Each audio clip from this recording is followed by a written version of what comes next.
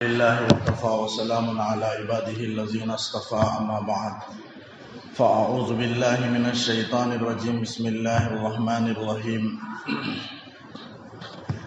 نحن خلقناكم فلولا تصدقون أفرأيتم ما تمنون أأنتم تخلقونه أم نحن الخالقون نحن قدرنا بينكم الموت وما نحن بمسبوقين على أن نبدل أمثالكم وننشئكم فيما لا تعلمون ولقد علمتم النشأة الأولى فلولا تذكرون صدق الله العظيم۔ بزرگان محترم، سورہ واقعہ کی یہ آیات ہیں جن آیتوں میں اللہ تعالی توحید کے دلائل کو اور انسانوں پر اپنی کی ہوئی نعمت کو اللہ تعالیٰ نے بیان فرمایا ہے۔ اس سے پہلے اللہ تعالیٰ جنت و جہنم کا تذکرہ فرمایا، جنت کی نعمتوں کا 3 طبقات کا شروع میں ذکر فرمایا۔ یہ سورہ واقعہ مکی ہے اور مکی صورتوں میں 3 باتوں کا ذکر ہوتا ہے: توحید، رسالت، آخرت۔ توحید کے معنی ہیں اللہ کو ایک ماننا، رسالت کے معنی ہیں حضور نبی کریم صلی اللہ علیہ وسلم کو اللہ کا رسول ماننا، اور آخرت کے معنی مرنے کے بعد دوبارہ زندہ ہونا اور اللہ کے سامنے کھڑا ہونا، اس کا یقین اور اپنے اعمال کا جواب دہ ہونا، اس کا ذکر آخرت کے ذیل میں یہ ساری باتیں ہیں، یہ یقین رکھنا۔ تو 3 باتوں کا اللہ تعالیٰ مکی صورتوں میں ذکر کرتا ہے: توحید، رسالت، آخرت۔ تو اس میں بھی ویسے ہی سورت کے آغاز میں اور شروع میں اللہ تعالیٰ قیامت کے احوال کو بیان فرمایا، اور پھر 3 طبقات بیان فرمائے: سابقون، السابقون ایک، اصحاب یمین ایک، اصحاب شمال ایک۔ تو سابقون وہ اعلیٰ درجے کے جنت والے ہیں، اور اصحاب یمین اس سے کم درجے والے بہرحال جنتی ہیں، ان کو اللہ تعالیٰ بے شمار جنت کی نعمتوں سے نوازے گا۔ پھر اصحاب شمال کا اللہ نے ذکر فرمایا، اور اصحاب شمال میں جنت جہنم کا اللہ نے تذکرہ کیا کہ وہ اہل شقاوت بدبخت لوگ ہیں، ان کو جہنم میں ڈالا جائے گا، جو جہنمی ہوں گے، جن کے اعمال برے ہوں گے، اچھے نہیں ہوں گے۔ جہنم میں جانے کی وجہ کیا ہے؟ قرآن نے بیان کیا: وَكَانُوا يُصِرُّونَ عَلَى الْحِنْثِ الْعَظِيمِ، وہ بڑے بڑے گناہوں پر اصرار کیا کرتے تھے۔ ایک تو بڑا گناہ ہے اور دوسرا اصرار ہے۔ یا حنث عظیم بڑے گناہ سے مراد شرک ہے، ورنہ اور بھی بہت سارے کبائر ہیں، بڑے بڑے گناہ ہیں۔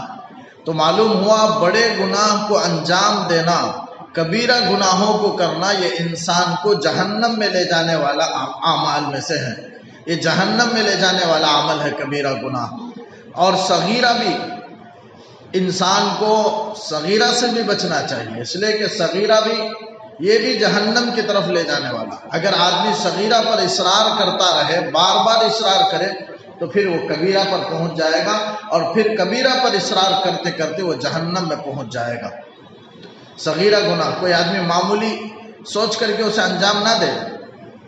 آگ کی چنگاری ہے، کوئی اسے ہاتھ میں نہیں لیتا، یہ سوچ کر کے وہ تو بالکل کم ہے، تھوڑی سی آگ ہے، آگ کا ایک حصہ ہے، چنگاری ہے، معمولی سمجھ کر کوئی اپنے کپڑے میں نہیں ڈالتا، کوئی اپنے ہاتھ میں نہیں لگا لیتا، اس لیے کہ جانتا ہے کہ وہ چنگاری ہی اگر کپڑے پر پڑی تو پورے کپڑے پر آگ لگ جائے گی، بچنے کی کوشش کرتا ہے۔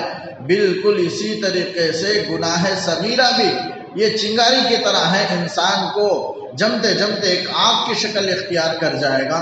اس لیے گناہ صغیرہ میں بھی اصرار نہیں ہونا چاہیے، اور گناہ کبیرہ تو مومن کی شان نہیں ہے، لیکن اگر ہو جائے تو پھر توبہ استغفار کرنا چاہیے، اصرار نہیں کرنا چاہیے۔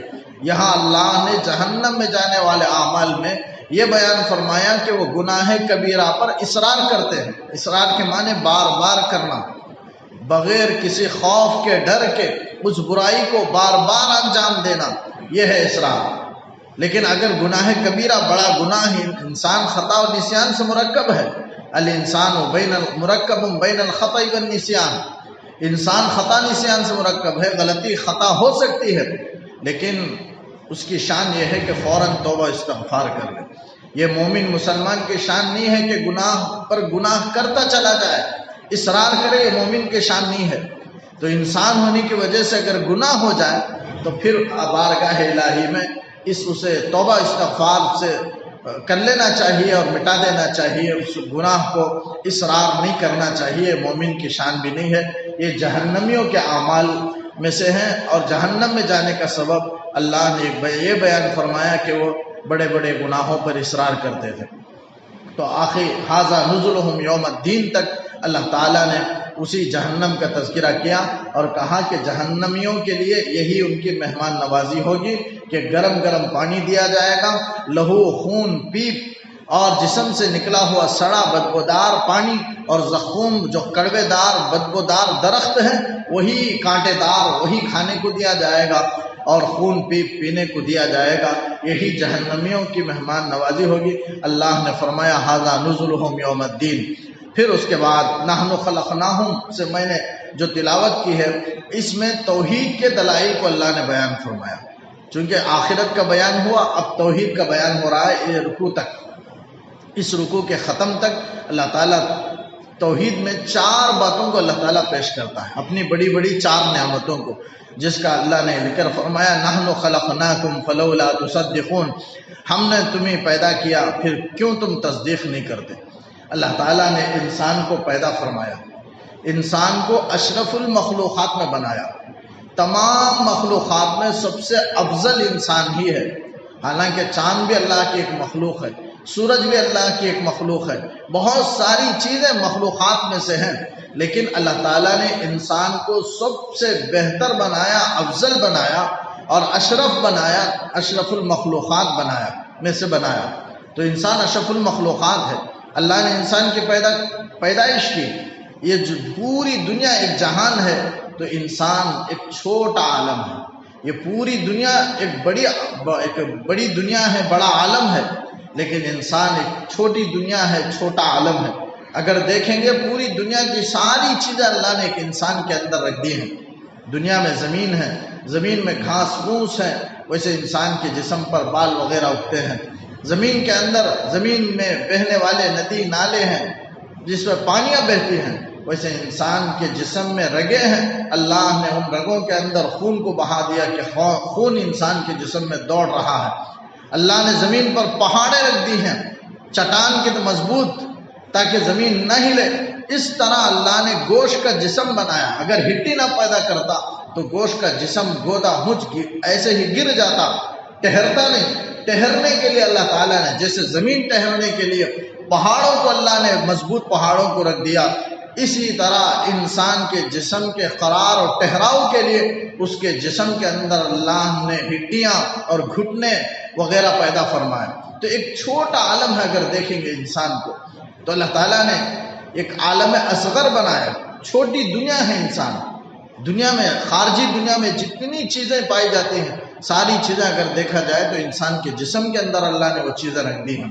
تو خود انسان کا اللہ نے کیسی تخلیق فرمائی، اسی کو اللہ ذکر فرماتا ہے۔ پہلے اپنی ذات کے بارے میں سوچو کہ نحن خلقناکم، ہم نے تمہیں پیدا کیا، فلولا تصدقون، پھر تم اللہ کو کیوں نہیں مانتے، اللہ کی ذات کی، اس کی وحدانیت کی تصدیق کیوں نہیں کرتے۔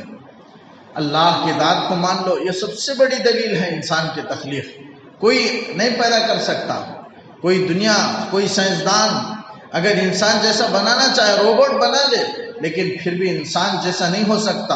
انسان اپنے عقل سے، بہرحال وہ بھی ایک ختم، اس کے اندر ایک پاور ہوتا ہے چارج، جس کے اگر وہ ختم ہو جائے تو پھر وہ ایک معمولی مشن رہ جائے گا، اب وہ کوئی آگے کام نہیں کرے گا، اس کے لیے پاور کی ضرورت ہے۔ لیکن انسان کے اندر ہر وقت کام نہیں کر سکتا، اگر کرے گا بھی پاور ہونا چاہیے، اس کی خاص بات چیزیں ضروری ہیں، اگر وہ ہو تبھی وہ کام کر سکتا ہے، ورنہ کام نہیں کرے گا۔ لیکن انسان ہر وقت کام کرتا ہے۔ اللہ تعالیٰ نے گوشت کا جسم کیسے بنایا، یہ سب بڑی اللہ کی نعمت ہے اور بڑی توحید کی دلیل ہے انسان کی تخلیق۔ فرمایا افرأیتم ما تمنون، بتاؤ جو تم منی ٹپکاتے ہو، ما تمنون افرائیتم، تم جانتے ہو کیا، تم جانتے ہو، اگر جانتے ہو تو بتاؤ کہ ما تمنون، جو تم منی ٹپکاتے ہو، انتم تخلقونہ، اس منی سے ہم، کیا تم پیدا کرتے ہو، ام نحن الخالقون، یا ہم پیدا کرنے والے ہیں۔ انسان صرف ایک سبب کے طور پر ایک چیز ڈال دیتا ہے، اس ناپاک قطرے سے اللہ تعالیٰ انسان کو پیدا کرتا ہے۔ یہ پیدا کرنا یہ اللہ کا کمال ہے۔ پہلے اسے ایک خون کا لوتھڑا اللہ تعالیٰ بناتا ہے، گوشت کا لوتھڑا بناتا ہے، فخلقنا العلقۃ مضغۃ فخلقنا المضغۃ عظاما، ایسے گوشت کے لوتھڑے پر اللہ تعالیٰ ایک ہڈی پیدا کرتا ہے، اس ہڈی پر اللہ تعالیٰ اس گوشت کو چڑھا دیتا ہے۔ اس طرح انسان کی تخلیق کے درجات کو اللہ تعالیٰ نے بیان فرمایا۔ اگر دیکھا جائے تو یقیناً اللہ کی بڑی قدرت ہے۔ اللہ تعالیٰ سوال کرتا ہے کہ اس منی کے قطرے سے کون پیدا کرتے ہیں؟ انسان ماں کے پیٹ میں وہ ہوتا ہے، لیکن اسے بھی پتہ نہیں ہوتا، باپ کو بھی پتہ نہیں ہوتا کہ کون سی چیز وہاں بن رہی ہے، بچہ بن رہا ہے یا بچی بن رہی ہے، کسی چیز کا کوئی علم نہیں ہے، لیکن بچہ وہاں پرورش پا رہا ہوتا ہے اور اللہ وہاں پیدا کا نقشہ بناتا ہے۔ اللہ تعالیٰ دو آنکھیں، دو ہاتھ، دو پیر، ساری چیزیں گوشت کی مشین اللہ تیار کرتا ہے۔ دل ہے، گوشت کا ہے، انسان تیار کرے گا لوہے سے، چیزوں سے انسان بنا سکتا ہے، اگر کوئی چیز بنائے وہ بھی انسان کی طرح نہیں، ایک نخلی، لیکن اللہ تعالیٰ نے انسان کے جسم کو کیسے بنایا کہ گوشت کی مشینیں اللہ نے جسم کے اندر رکھ دی ہیں جو برابر کام کر رہے ہیں۔ بڑی تخلیق، بڑی تعجب کی اللہ کی وحدانیت کی دلیل ہے۔ انسان اللہ کو سوچ سکتا ہے ان تمام دلائل سے۔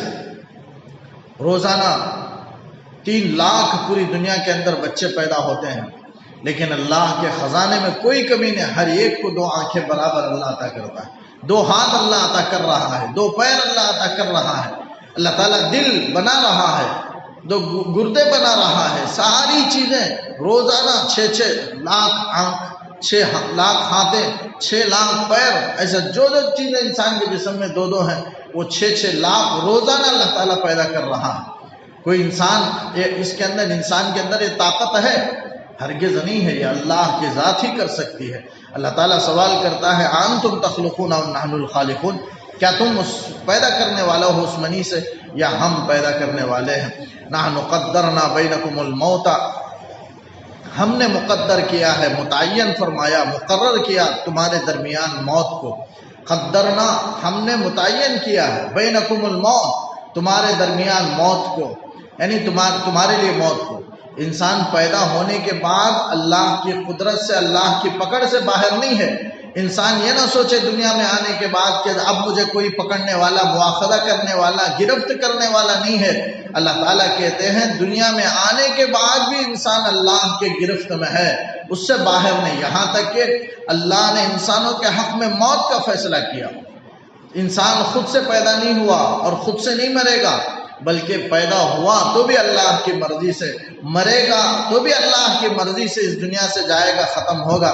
بہرحال اللہ نے مقدر ہر ایک کی متعین فرما دی ہے، ہر ایک کی زندگی کو، ہر ایک کی عمر کو، ہر ایک کے رزق کو اللہ تعالیٰ نے یہاں دنیا کے اندر متعین فرما دیا۔ یہ اور بات ہے کہ مومن کے لیے موت تحفہ ہے، لیکن کافر کے لیے مصیبت کی چیز ہے۔ وہ آخرت میں پہنچے گا تو یقیناً بڑی مصیبتوں کا شکار ہو جائے گا، مصیبتوں میں گرفتار ہو جائے گا، تمنا کرے گا کہ مجھے دنیا کی زندگی بہت اچھی تھی۔ آخرت کے عذاب کے مقابلے میں دنیا میں چاہے وہ کافر کتنی ہی مصیبتوں میں زندگی گزار لے، لیکن آخرت کے مقابلے میں، جہنم کے مقابلے میں وہ تکلیف کے ساتھ زندگی وہی جنت نما دکھائی دے گی اسے، اور کہے گا میں بڑے آرام میں تھا۔ حالانکہ دنیا میں پوری زندگی مصیبتوں میں گزارا ہوگا کافر، اگر کوئی گزارے تو، لیکن وہاں آخرت جہنم کے عذاب کے مقابلے میں تمنا کرے گا کہ میں تو نعمتوں میں تھا، میں تو جنت میں تھا، دنیا میں نعمتوں میں تھا، راحت میں تھا، اب یہاں میں جہنم کے اندر مجھے پہنچا دیا گیا۔ لیکن مومن یہاں کتنی ہی خوشحال زندگی گزار لے، جنت میں جانے کے بعد اسے یہ دنیا جہنم نظر آئے گی۔ کتنی ہی خوشحالی کی زندگی گزار لے دنیا کے اندر، پھر بھی آخرت کی نعمت کے مقابلے میں کچھ بھی نہیں ہے۔ وہاں جا کر سوچے گا کہ اب تک میں بہت تکلیف میں مصیبت میں تھا، اب بالکل خوشی اور آرام کی جگہ میں اللہ کا فضل ہے کہ میں یہاں پہنچ گیا۔ کوئی بھی آدمی جنت میں پہنچتا ہے تو اللہ کے فضل ہی سے پہنچتا ہے، اللہ کے فضل کے بغیر۔ ویسے تو قرآن میں کہا گیا، اسی میں کہا گیا کہ جزاء بما کانوا یعملون، جو جنت کی نعمتیں ہیں یہ سب ان کے اعمال کی بدولت ہیں۔ قرآن نے بھی کہا اور انسان بھی عمل کرتا ہے تو جنت حاصل کرنے ہی کے لیے نیک عمل کرتا ہے۔ لیکن یاد رکھیں حدیث میں جو فرمایا گیا کہ آپ صلی اللہ علیہ وسلم نے فرمایا کہ اللہ کے فضل ہی سے آدمی جنت میں جائے گا، فضل کے بغیر کوئی جنت میں نہیں جائے گا۔ اس کا مطلب یہ ہے کہ حقیقی سبب اللہ کا فضل ہے۔ آیتوں میں جو بیان کیا گیا وہ ظاہری سبب ہے، ظاہر میں نیک اعمال کی وجہ سے جنت میں جانا یہ ظاہری سبب ہے، لیکن حقیقی سبب اور سچی وجہ جو ہے وہ اللہ کا فضل ہی ہے۔ اللہ کے فضل ہی سے جنت میں جائے گا، اللہ کے فضل کے بغیر کوئی جنت میں نہیں جائے گا۔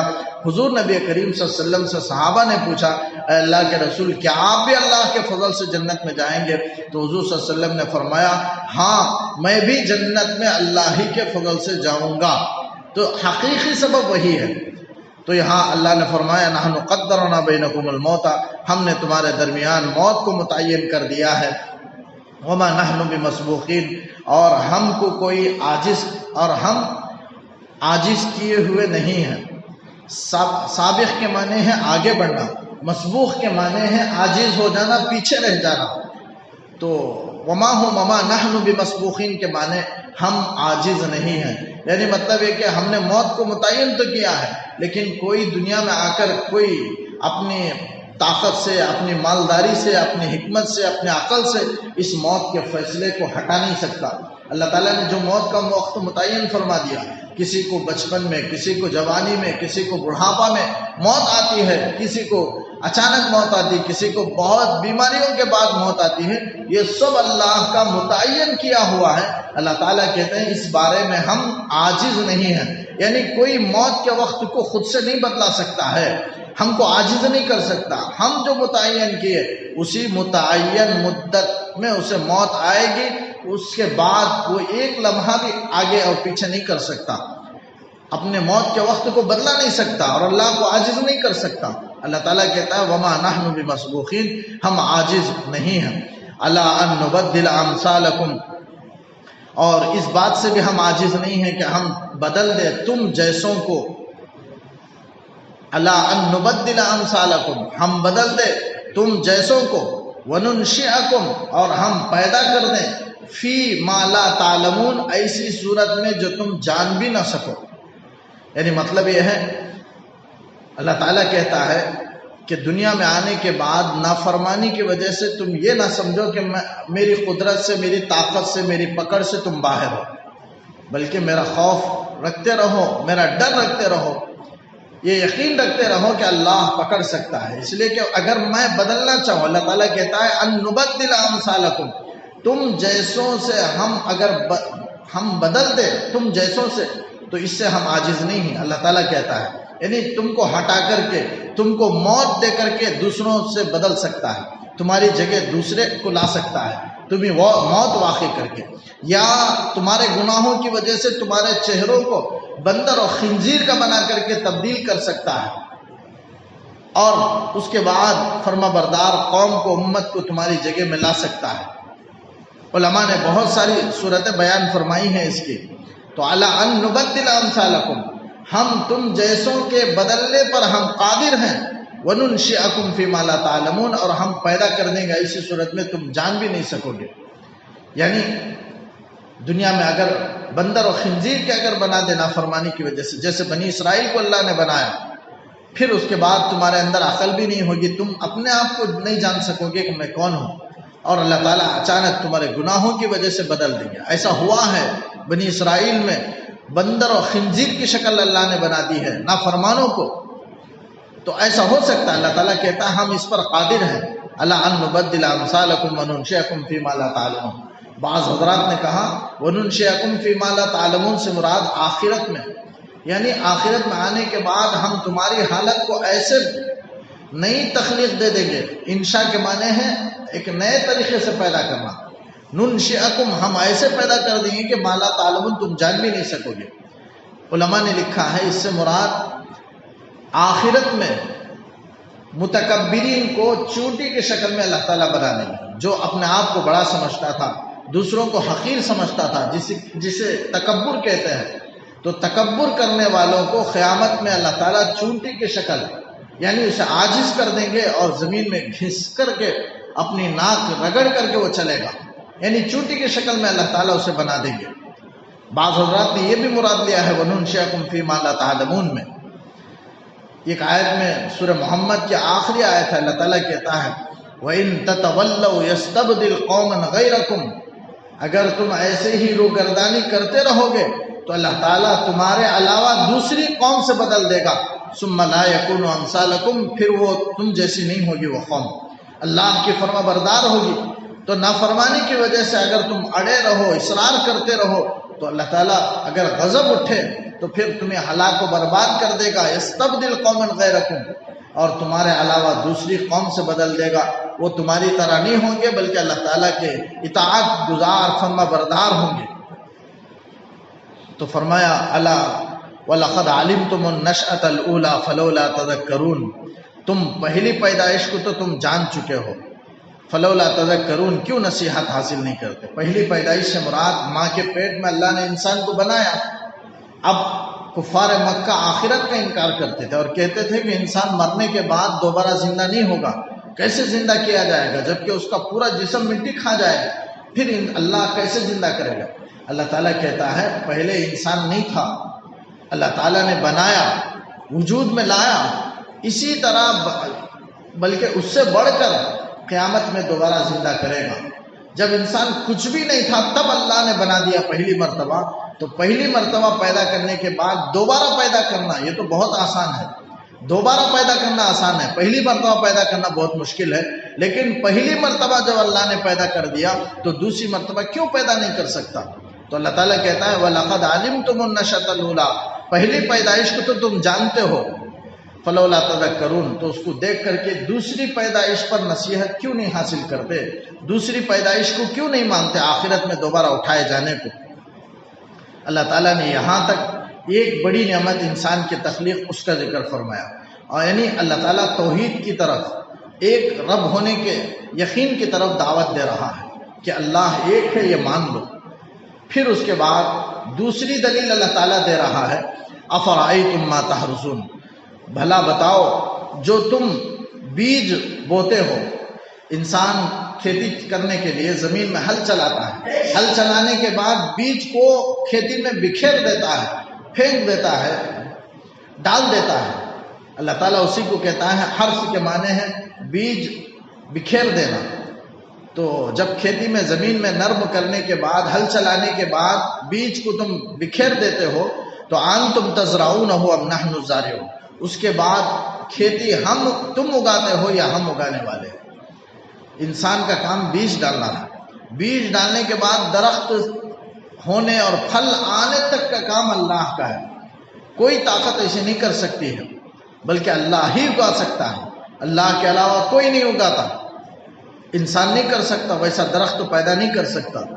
اللہ تعالیٰ کہتا ہے یہ کھیتی کرنے والا بیج بکھیر دیتا ہے، اس کے بعد زمین کی نمی اس بیج کو، اس دانے کو نرم کرتی ہے، پھر اس کے بعد اس میں ایک کمزور کومپل نکلتا ہے، پھر وہ کومپل زمین کو زمین کو پھاڑنے کی ضرورت ہوتی ہے باہر نکالنے کے لیے، اللہ تعالیٰ اس کے لیے زمین کو پھاڑتا ہے، پھر اس کے بعد وہ کمزور کومپل وہ باہر نکلتا ہے، پھر اس کے بعد بڑھتے بڑھتے ایک طاقتور شاخ کی شکل اختیار کر لیتا ہے درخت کی، پھر اس کے بعد اللہ تعالیٰ اس میں پھل پھول لگاتے ہیں۔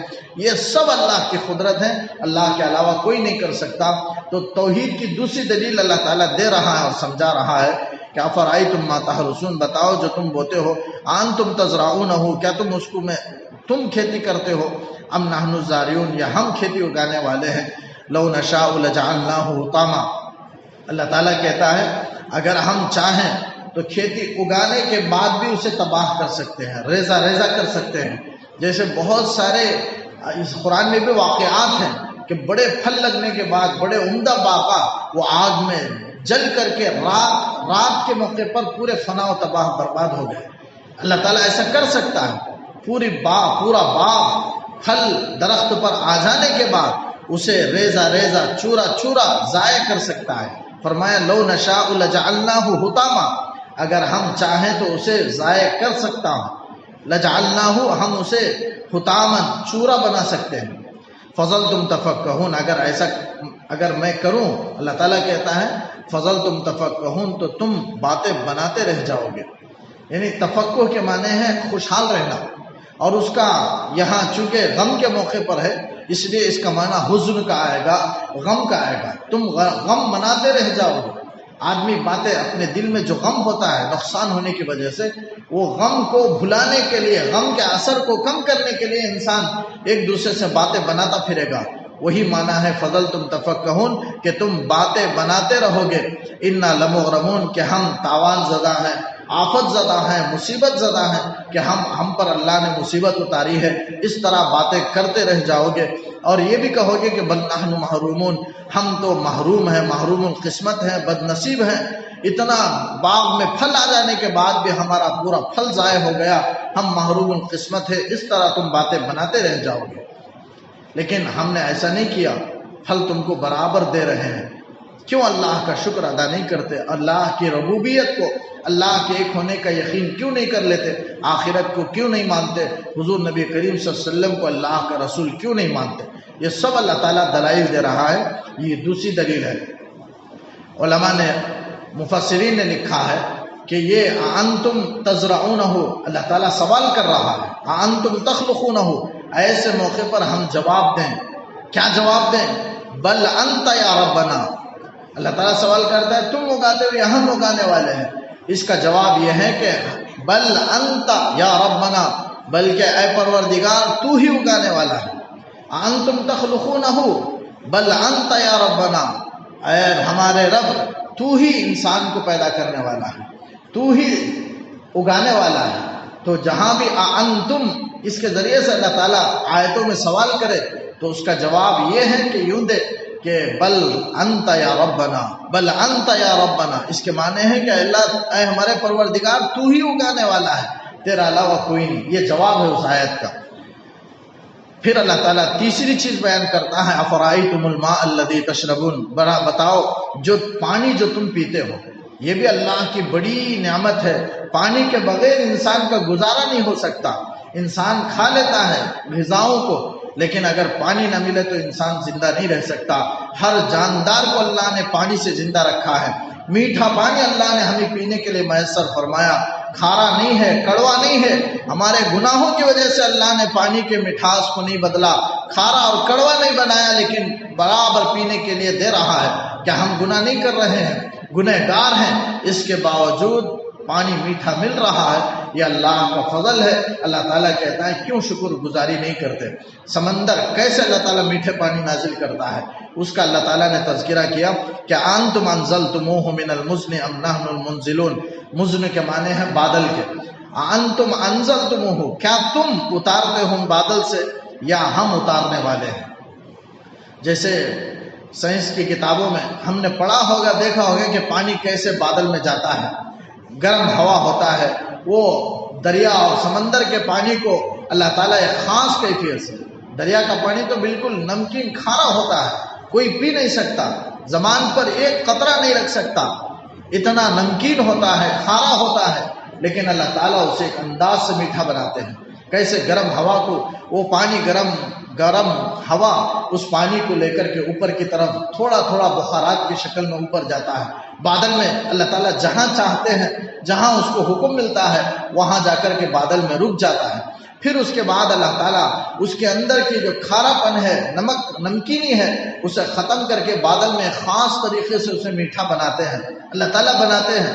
پھر اس کے بعد وہاں اللہ کے حکم سے وہ پانی بادل سے برستا ہے، پھر اس کے بعد زمین پر برسنے کے بعد بہتا ہے، زمین اسے اندر جذب کر لیتی ہے، پھر وقت ضرورت انسان کو وہ میٹھا پانی ملتا ہے۔ اس طرح میٹھا پانی تیار ہوتا ہے۔